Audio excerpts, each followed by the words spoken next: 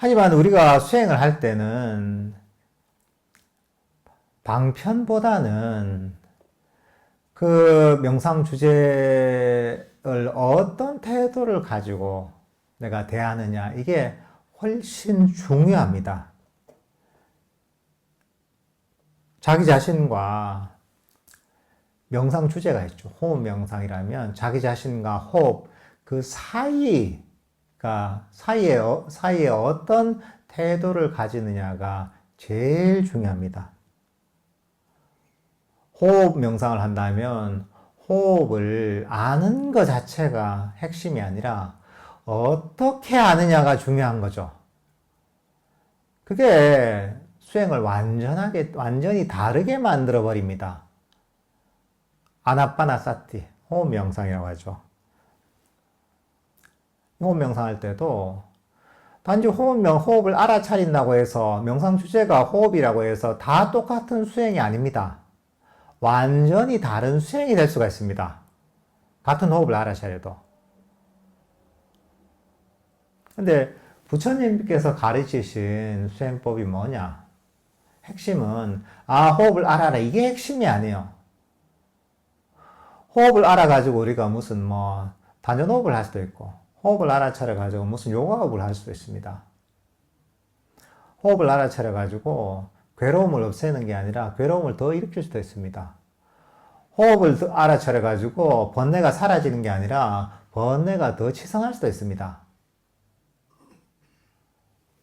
그러니까 근데 부처님께서 가르치신 이 가르침의 핵심이 뭐냐면 이걸 어떻게 호흡을 대하는지, 어떻게 알아차려야 되는지를 가르쳐 주신 겁니다. 그 내용이 어디 나 있느냐? 바로 불교 수행의 스탠다드, 표준이라고 할 수 있는 바로 8정도 중에 두 번째 정사유, 바른 마음가짐이 있습니다. 정사유라고 하면 사유나 바른 생각이 아닙니다. 정사유는 바른 마음가짐, 바른 마음의 태도를 얘기합니다. 이게 뭐냐? 바로 놓아버리고 친절하고 부드러운 태도를 가지는 겁니다. 이게 두 번째 정사유, 바른 마음가짐의 핵심입니다. 우리가 흔히 팔정도라고 하면 팔정도와 아나빠나사티, 호흡 명상은 별 관계가 없다 이렇게 생각이 쉽습니다. 팔정도와 좌해 명상은 별개다 이렇게 생각하기 쉽습니다. 하지만 팔정도는 불교 수행이라면 모든 수행에 팔정도가 갖춰져 있어야 됩니다. 아나빠나사티 호흡 수행을 할 때도 당연히 팔정도가 갖춰져 있어야지 바른 불교 수행이 됩니다.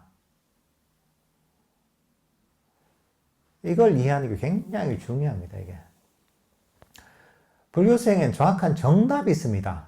정확한 기준이 있습니다. 그 기준이 바로 팔정도라는 거죠. 그리고 그 기준 중에 한 가지인 두 번째 나오는 정사유의 핵심은 놓아버리고 부드럽고 친절한 태도를 가진다는 거죠. 그러니까 내가 호흡이라는 명상 주제를 대할 때 어떤 태도를 가져야 되냐? 어떤 마음가짐을 가져야 되냐? 놓아버린 마음을 가져야 됩니다. 그 뭐냐면 움켜쥐고 욕심을 가지고 더 얻으려고 애쓰고 또는 불만족을 가지고 싫어하고 이런 게 아니라 욕심을 버리고 놓아버리는 거죠. 불만족이 가지고 딴 걸 바라는 게 아니라 그걸 다 놓아버리는 마음을 가져야 됩니다. 이게 첫 번째 태도입니다. 두 번째가 뭐냐? 바로 부드럽고 친절한, 두 번째, 세 번째가 부드럽고 친절한 태도를 가지는 겁니다. 호흡 명상할 때도 호흡에 대해서도 부드러운 태도를 가져야 되고, 내 자신에 대해서도 부드러운 태도를 가져야 되고, 친절한 태도를 가져야 되고, 함께 수행하고 있는 도반들에 대해서도 친절한 태도를 가져야 되고, 마음의 부드러움과 친절을 품고 있어야 된다는 거죠. 그러니까 우리는 바른 정진이라고 하면 이런 노력을 쉬지 않아야 되는 거야. 열심히 의지로서 내가 오래 앉아있는 게 바른 정진이 아닌 거야. 내가 법을 잊어버리고 있다. 금방 얘기했던 정사유, 바른 마음가짐, 바른 마음의 태도를 수행할 때 잊어버리고 있다면, 다시 이걸 기억해서 이걸 다시 수행하는데 적용을 해서 내 마음을 자꾸 그런 식으로 바꿔가는 노력을 게을리지 하지 않는 것. 이걸 이것을 쉼 없이 노력하는 게 이게 바른 정진인 거야. 이게 정진인 거예요, 이게. 그러니까 이게 불교는 이런 정확한 수행의 일종의 공식을 알아야 되는 거예요. 팔정도의 목적이 뭡니까? 괴로움의 소멸이 목적이야. 지혜의 목적이 뭡니까? 불교적인 지혜가 무엇이냐 할 때 사람들이 이것 헷갈리는 경우가 많습니다. 불교적인 지혜가 뭐냐? 빠냐가 뭐냐? 지혜는 우주의 진리를 하는 것, 세상의 이치를 하는 것. 누구도 모르는 어떤 대단한 심오한 철학적인 이해를 가지는 것. 경전의 모든 내용들을 다 이해하고 있는 것. 불교적인 지혜는 본질적으로 그런 거와 관계없습니다. 불교적인 지혜는 괴로움을 없애는 게 불교적인 지혜입니다.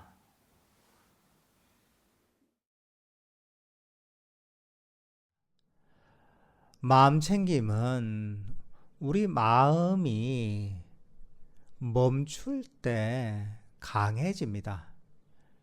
이게 되게 중요한 부분입니다.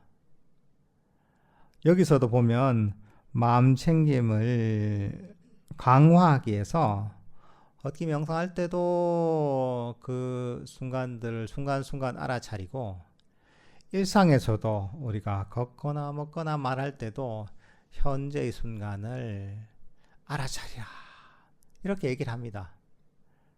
그리고 우리 앞 시간에서 좌선할 때도 호흡 같은 대상을 알아차립니다. 그죠? 현재 호흡을 알아차립니다. 그러면 보통 생각하기에 마음챙김이 알아차리는 거에서 개발된다고 생각하기 쉽습니다. 뭐랄까 좀 피상적으로 보면 그렇게 볼 수가 있지만, 그 본질을 보면 단지 대상을 알아차리는 것이 핵심이 아닙니다. 예를 들면 호흡을 알아차린다 할 때 보통 사람들은 어쨌든 이거 놓치지 않으려고 이 긴장하면서 움켜쥐려고 합니다. 그러면서 알아차리려고 하는 거죠. 현재 내가 밥을 먹을 때 알아차린다 이러면 긴장을 하면서 잠시도 밥 먹는 걸 놓치지 말아야지 하면서 이렇게 알아차릴 수가 있죠. 그죠? 발이 땅에 닿은 느낌, 걸을 때도 잠시도 놓치지 않아야지 하면서 긴장을 하면서 그런 마음을 가지고 집착을 가지고 알아차릴 수 있습니다. 의지를 가지고 놓치지 않아야지 하면서 알아차리는 거죠. 근데 사실은 만약에 알아차리는 게 목적이라면 그런 방향으로 이해할 수도 있겠지만, 사실은 우리가 현재 이 순간의 대상을 알아차리는 것은 마음을 멈추기 위해서 알아차리는 겁니다. 알아차리는 것 자체가 목적이 아니라 현재 대상을 알아차림에 의해서 과거로 미래도 이런저런 생각으로 달리던 우리 마음을 멈추기 위해서 현재 대상을 활용하는 겁니다. 알아차리는 겁니다. 이걸 잘 알아야 됩니다. 그리고 이게 시간이 지나면 어떻게 됩니까? 처음에는 그나마 괜찮은데 계속 이걸 들고서 움켜쥐고 팔을 움직이지 않으려고 하잖아요. 그럼 어떻게 됩니까? 팔이 아프죠, 그죠? 팔이 아프고 시간이 더 지나면 팔이 너무나 아파서 고통스럽습니다, 이게. 그러니까 의지를 가지고 애써서 열심히 수행하다 보면 수행은 힘이 들고 괴롭습니다. 의지를 가지고 내 의지의 한계를 시험하는 수행을 하게 되면 이걸 계속 들고 수행하는 것 같아요. 그럼 어떻습니까? 팔이 얼마나 아파요. 의지를 가지고 수행하는 것이 딱 이런 겁니다. 그렇지만 이렇게 아무리 강력한 의지를 일으키고 애를 써도 이걸 들고서 컵을 이렇게 들고 있으면서 컵 속에 물을 완벽하게 멈추는 것은 불가능합니다. 최대치 해봤자 어느 정도 조금 이제 약간의 움직임 있는 정도까지밖에 안 됩니다. 근데 우리가 불교 수행은 뭐냐 하면 놓아버림을 가르칩니다. 움켜쥐어진 게 일반적인 사람들의 노력이라면 이건 사람들 일반적인 중생들이 하는 노력이에요.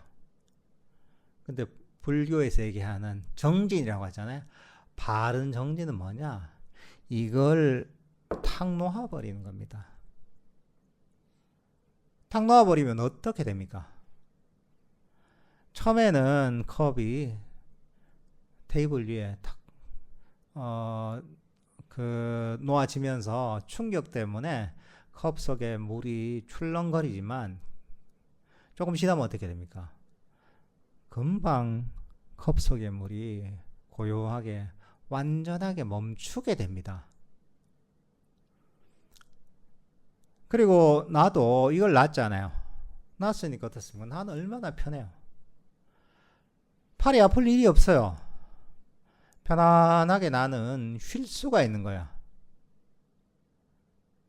사실은 마음챙김을 개발한다는 것은 이런 식으로 들고 있던 컵을 이 테이블 위에 탁 놓듯이 우리 마음을 그런 식으로 개발하는 겁니다. 애씀과 의지를 놓아버리는 겁니다.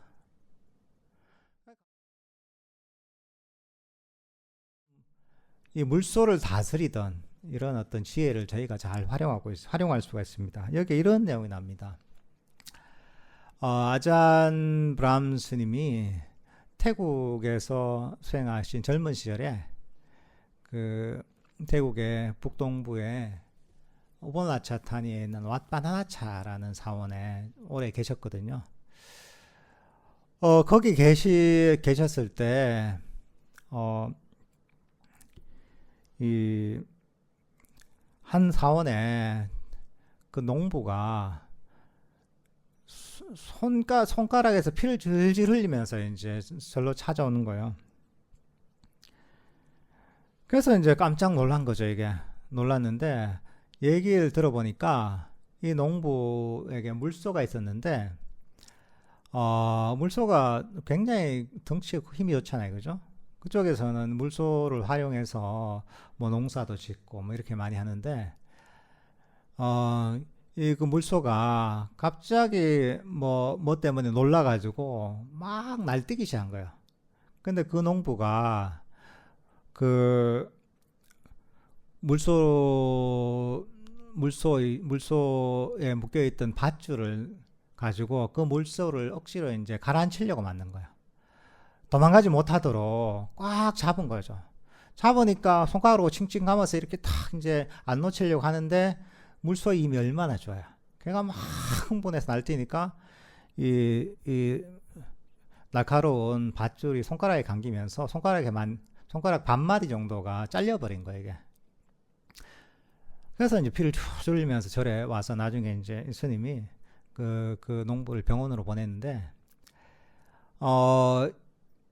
이 사실 물소가 흥분해서 날뛸 때는 그걸 내 힘으로서 통제할 수 없습니다. 물소가 엄청 힘이 세고 하기 때문에 내 힘으로 통제가 불가능합니다. 그럴 때는 밧줄을 사실은 놔버리면 됩니다. 놔버리면 물론 식음 있는 자리에서 멀리 도망가겠죠. 도망가지만 도망가봤자 그렇게 멀리 가지 않습니다. 저 뭐 동네 하나 정도 지나서 또 풀을 뜯어 먹으면서 이렇게 이제 보통 있거든요. 그러니까 이제 또 시간이 지나서 가만히 내버려 두고 두다 보면 물소는 처음에 놀라고 흥분했다가 시간이 지나면 그 흥분이 가라앉습니다. 물소가 흥분이 가라앉았을 때 그냥 그 물소를 그냥 끌고 오기만 하면 되는 거야. 근데 그걸 기다리지 못하고 물소가 흥분했을 때, 그럴 때 내가 이 밧줄을 가지고 물소를 통제하려고 하면 손가락이 끊어질 정도로 자신이 다치게 되는 거죠, 이게. 사실 우리 마음을 다루는 것도 비슷합니다. 물소를 다루던 그런 지혜가 있어야 됩니다. 마음이 통제가 안 될 때, 흥분을 할 때, 미쳐 날뛸 때는 그걸 통제가 안 될 때는 가만히 내버려야 됩니다. 한번 통제를 해보고 안 되는구나 하고 딱 알게 되면 물소를 잡고 있던 밧줄을 놔버리듯이 내 마음을 가만히 내버려 둬야 됩니다. 내버려 두면 내 마음이 막 미쳐서 날뛰다가 좀 지나면 물소가 고요하게 가라앉듯이 우리 마음도 고요하게 가라앉습니다. 사실 우리 마음은 내 뜻대로 움직이는 게 아닙니다. 일단 이걸 잘 이해해야 됩니다. 내 마음은 내 게 아닙니다. 이것도 조건에 따라 움직이는 겁니다. 물소가 농부 마음대로 움직이지 않잖아요. 물소가 나름대로 이유가 있어서 놀라고, 그리고 좀 지나면 당연히 인과의 법칙에 의해서 놀랬던 마음이 가라앉게 돼 있잖아요. 농부의 마음하고는 관계가 없습니다. 이게 농부의 바람이나 의지나 마음하고는 관계가 없어요. 물소는 흥분할 만하면 흥분하는 것이고, 또 흥분이 가라앉을 만하면 흥분이 가라앉는 겁니다. 우리 마음도 마찬가지라는 거죠. 우리 마음도 들뜰 때는 원인이 있어서 들뜨는 거예요.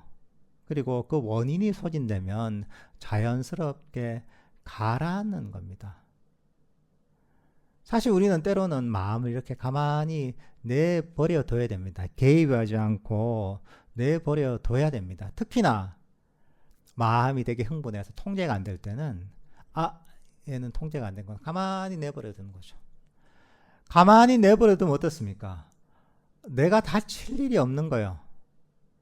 아니 마음이 미쳐서 날뛰든지 말든지 내가 그걸 움켜쥐지 않으면 나하고 무슨 관계가 있어요? 나는 편안한 거죠. 물소가 흥분해서 날뛰더라도 내가 밧줄을 놔버리면 나하고 무슨 관계요? 지가 알아서 그냥 노는 거예요. 그냥 흥분해서. 단지 내가 한참 뒤에 흥분이 가라앉았을 때 그 물소를 그냥 잡아서 끌고 오면 되는 겁니다. 우리 마음도 마찬가지라는 거죠. 그러니까 한번 명상을 할 때 마음이 통제가 안 될 때, 번뇌가 통제 안 될 때, 마음이 너무나 들떠서 뜻대로 움직이지 않을 때는 이거는 이 마음을 내버려 둬야지. 내하고 관계없는 일이지 하고 내버려 두십시오. 그러면 혼란했던 마음이 저절로 가라앉습니다. 그리고 내가 괴롭지 않습니다. 그러니까 욕망이나 악이나 둘 다 일종의 원함이죠. 감각적 욕망은 이거 말고 더 바라는 거고, 악이는 이게 불만족 있는 거예요. 이게 싫은 거예요. 싫어서 딴 걸 원하는 거예요. 감각적 욕망은 더 좋은 게 있으니까 그걸 자꾸 쫓아가는 것이고, 악의는 여기가 불만족이 있으니까 딴 데로 도망가는 거예요. 그러니까 이거 둘 다 뭐냐면 우리 마음이 현재 이 순간에 머물지 못하게 만드는 겁니다.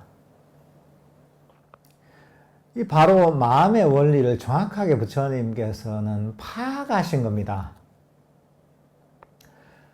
바로 이 괴로움의 원인이 무엇이냐 할 때 우리 사성제 나오죠.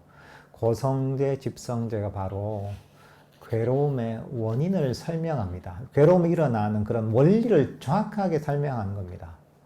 괴로움은 바로 집성제, 가래 때문에 생긴다. 이건 욕망이라고 얘기해도 다르지 않습니다. 더 바라는 거죠. 원하는 거죠.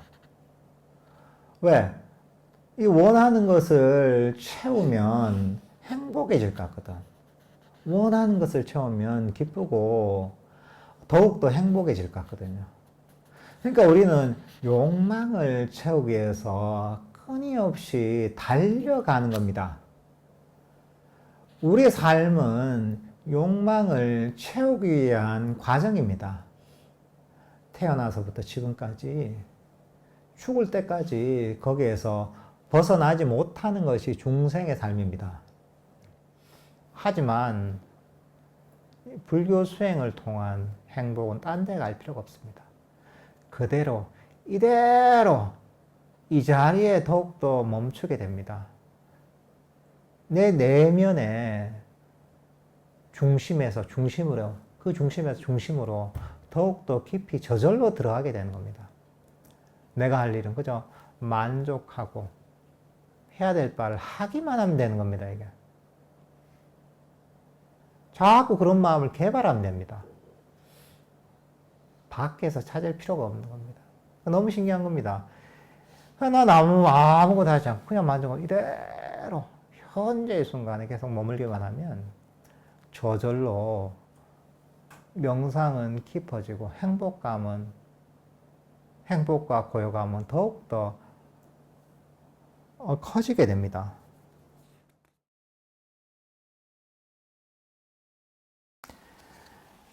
사실 수행이라는 게 어떻게 보면 되게 어렵게 보이지만 어떻게 보면 그렇게 복잡하지 않습니다.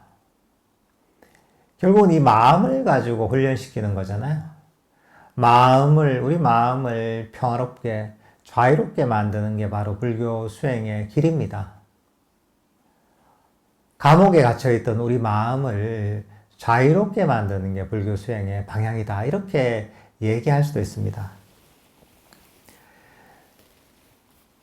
그러니까 우리가 그걸 쉽게 판단할 수 있기는 뭐냐면 내가 감옥 같은 곳에 있느냐, 자유로운 곳에 있느냐를 판단하는 기준은 간단합니다.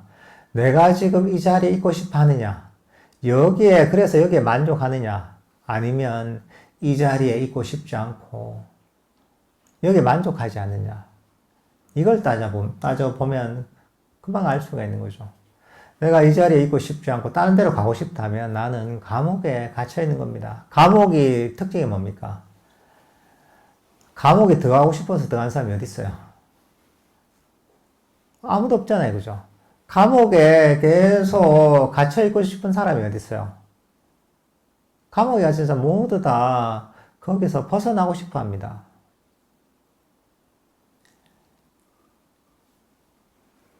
그게 이제 감옥의 특징이죠. 우리도 마찬가지입니다. 내가 여기에 있고 싶지 않으면 그건 감옥인 거야. 내가 여기 있고 싶어 하면 정말 자유로운 거야. 그 세상에 이 극락과 지옥이 따로 있는 게 아니죠. 내가 이 자리에 있고 싶지 않으면 그게 지옥이 되고 감옥이 되는 것이고, 내가 이 자리에 있고 싶어 하고 머물게 되면 점점 그 순간이 일종의 극락으로 변하는 겁니다, 이게.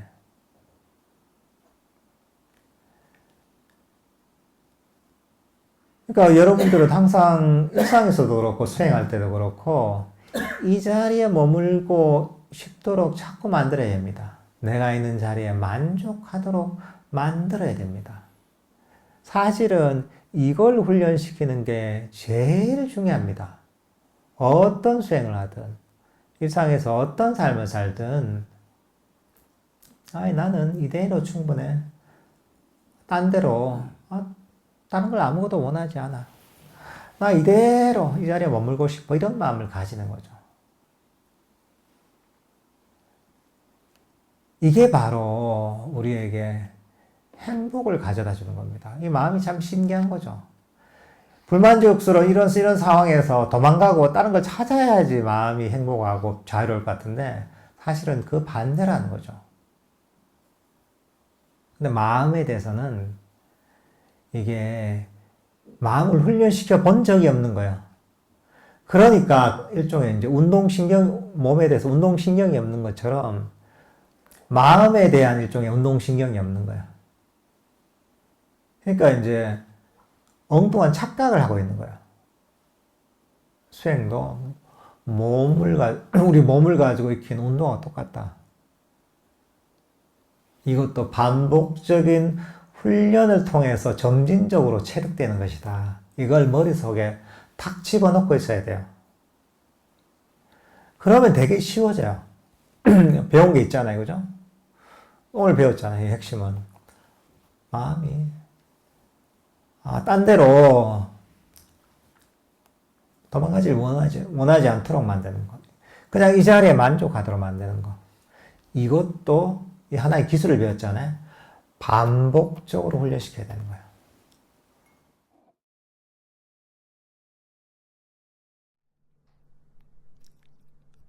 특히나 이 수행의 과정을 여러 가지로 표현할 수가 있지만 이 수행의 과정은 이 우리가 배우고 있는 이 책의 제목처럼 이 사라짐의 과정이다라고도 할 수가 있습니다.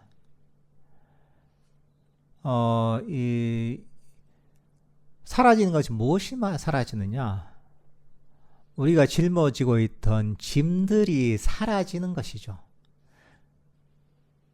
마음에 짊어지고 있던 우리를 괴롭히던 짐들을 하나하나 내려놓는 과정이, 그래서 그 짐들이 사라지는 과정이 바로 불교 수행의 발전 과정입니다. 처음에는 그게 일시적으로 사라지고 나중에는 그게 영구적으로 또 사라지게 됩니다. 마음의 짐이 사라져 봐야지 이게 정말 나를 힘들게 만드는, 나를 괴롭히는 짐이었구나, 이걸 알게 되는 거죠.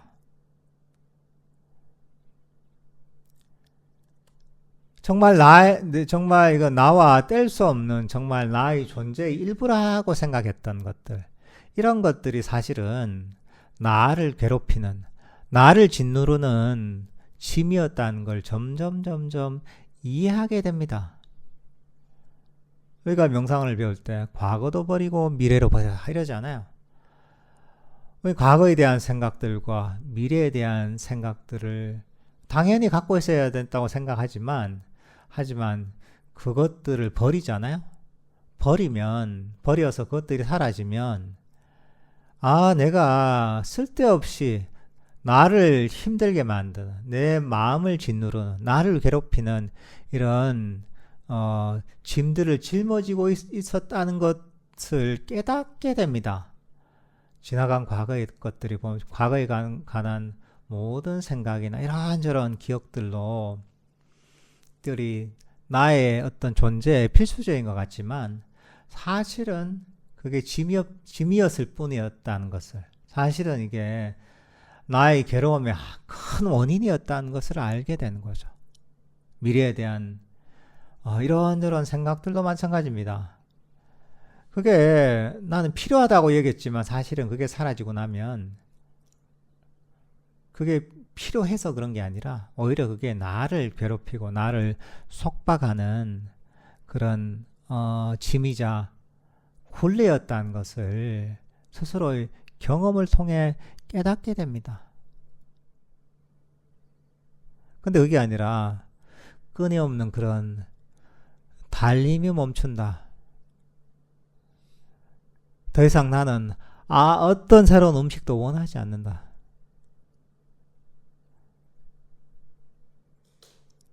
어떤 새로운 것도 원하지 않는다. 그야말로 이대로 만족하면, 이 순간에 만족하면서 마음이 멈추잖아요. 그죠? 그러면 신기하게도 거기서 진 행복감이 생깁니다.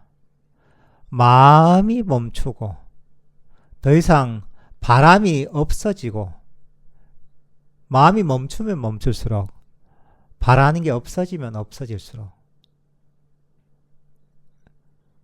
그러면 우리가 더 불행해지고 더 괴로움이 생기고 이럴 것 같은데, 실제로는 그 반대라는 거예요, 이게. 그러면 멈추면 멈출수록, 바람이 없으면 없을수록, 만족하면 만족할수록 우리는 더욱더 행복해지는 겁니다. 더욱더 그 행복이 강력해지는 겁니다. 너무 신기한 거죠, 이게. 이게 마음이 작동하는 원리인 거예요, 이게.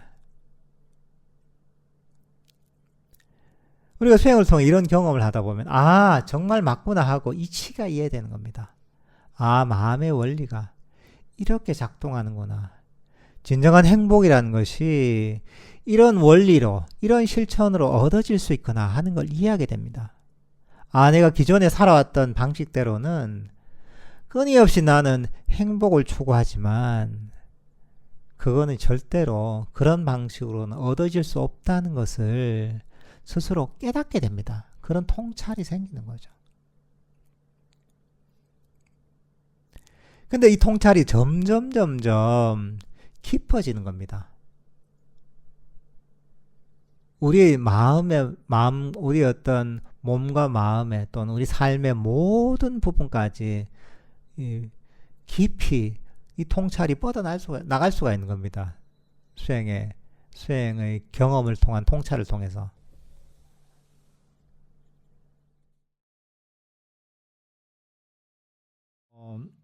그 수행의 과정이 이 책의 제목처럼 사라짐의 과정이다라고 얘기할 수도 있습니다. 우리를 무겁게 짓누르고 있는 모든 것들이 점점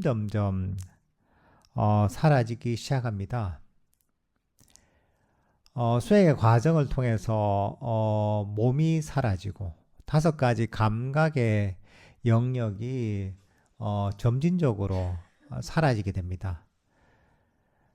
예를 들면은 아주 단순한 들숨과 날숨을 알아차리는 호흡 명상 같은 명상법을 통해서 쭉 명상 주제를 알다 보면 이전에 존재했던 몸에 대한 인식이 점점 사라지게 됩니다.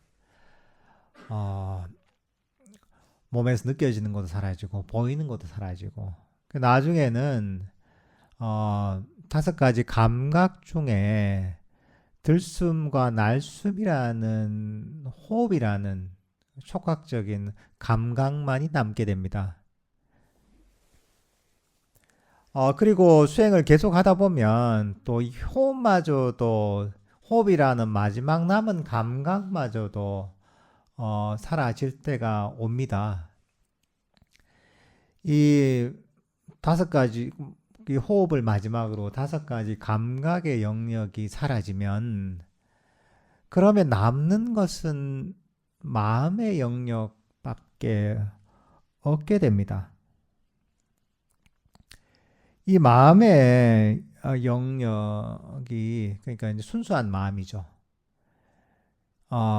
이게 평소에 우리가 경험할 기회가 없죠. 왜냐하면 항상 이 몸으로 대표되는 5가지 감각이 항상 우리와 함께 있었기 때문에 이 오감의 영역이 항상 순수한 마음을 가리고 있는 거죠. 구름이 밝은 보름달을 가리듯이 순수한 마음을 가리고 있는 거죠. 근데 구름이 걷히면 밝은 달이 드러나듯이 수행의 과정을 통해서 오감의 영역이라는 구름이 걷히면 순수한 마음의 영역이 드러나게 됩니다. 보통 이게 이 달빛이 밝은 것처럼 그런 빛의 형태로 많이 드러나게 됩니다. 그걸 흔히 뭐 니미다, 표상이다 이렇게 표현을 합니다. 그래서 사실 부처님께서도 깨달음에 이르실 때 그냥 단순하게 우리가 사유를 해서 단순하게 그냥 사유를 통한 통찰을 통해서 깨달으신 게 아니거든요. 부처님께서 깨달으신 과정을 봐도 어떠냐면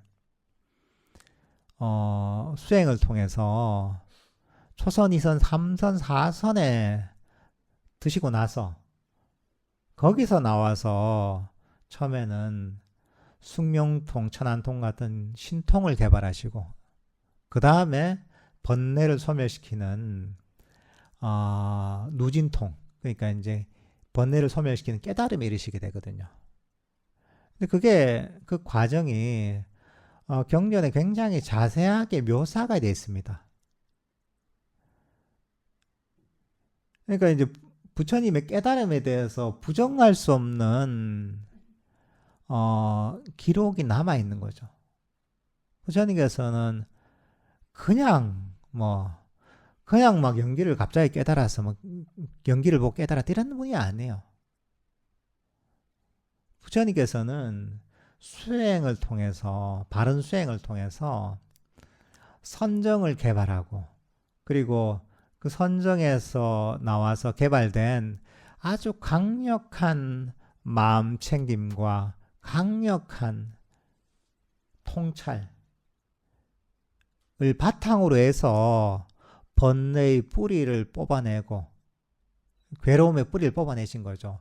완전한 깨달음에 이르신 거거든요. 이게 경전에 그대로 남아 있습니다. 이게 역사적인 사실인 거예요. 부처님의 깨달음에 관한. 근데 왜 이게 여기도 보면 선정도 보면 초선, 2선, 3선, 4선으로 가면서 더욱더 그게 깊어지는 거죠. 더욱더 2선, 3선, 4선 가면서 사라짐이 더욱더 심화되는 겁니다. 사실 처음에 수행을 할 때는 믿음이 약합니다. 이게 눈에 티끌이 일단 어느 정도 좀 그래도 좀 적어야 불교 수행을 하긴 하지만 그래도 아직까지 티끌이 있어요. 그래서 믿음도 적고 당연히 지혜도 적습니다.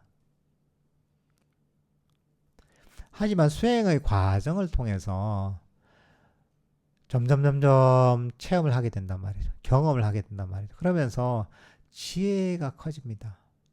법에 대한 이해가 깊어져요. 그러면 당연히 믿음도 같이 깊어져요. 또 믿음이 깊어지면 또 지혜가 그게 또 지혜를 일으키는 바탕이 되는 거예요. 지혜가 커지는 겁니다. 수행을 통해도 지혜가 커지면 또 믿음이 깊어지는.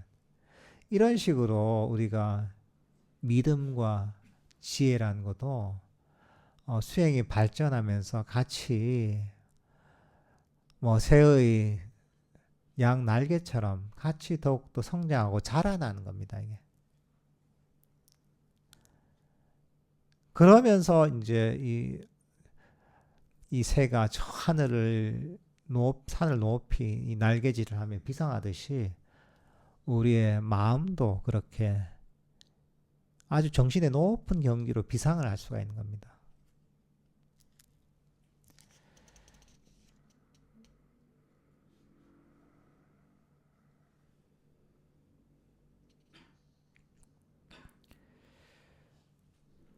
우리가 이제 지금 오늘 배웠던 이런 선정에 관한 내용들이 보면 단순한 선정이 아닙니다. 항상 선정, 삼매와 지혜는 같이 가는 겁니다. 선정수행만 이런 건 없습니다. 순수 지혜수행이라는 것은 존재하지 않습니다. 잘못 이해한 거예요. 선정과 지혜, 삼매와 지혜는 함께 가는 겁니다.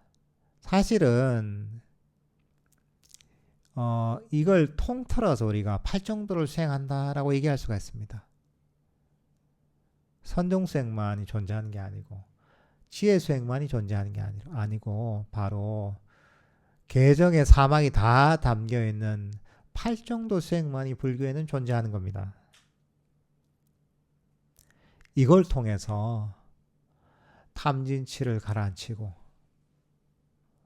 모든 번뇌를 놓아버려서 괴로움의 뿌리를 완전히 뽑고 진정한 자유를 얻는 것이, 진정한 행복을 얻는 것이 바로 이 불교 수행의 길입니다.